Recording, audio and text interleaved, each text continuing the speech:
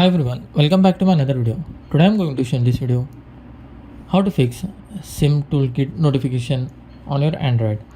So before going to start the video, if you're not subscribed my channel, please subscribe. So let's start the video. Guys, if you want to disable your flash messages or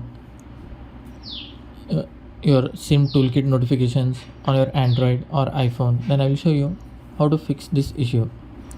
Guys, this method will work for all your network operators like Airtel, Jio or Vodafone. It will work for all your network operators. First of all, what you have to do, you have to just tap on the settings, just tap on this search, then type here SIM toolkit.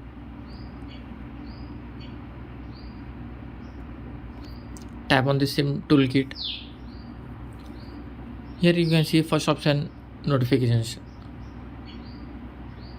When you tap on the notification, after that you will find all SIM toolkit notification. If this option is enabled, you have to just disable this option.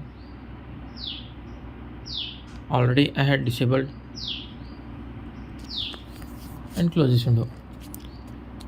That's it guys. So in this way you can turn off or disable SIM toolkit notification on your Android or iPhone. Thanks for watching. Hope if you like this video, please like, share and don't forget to subscribe.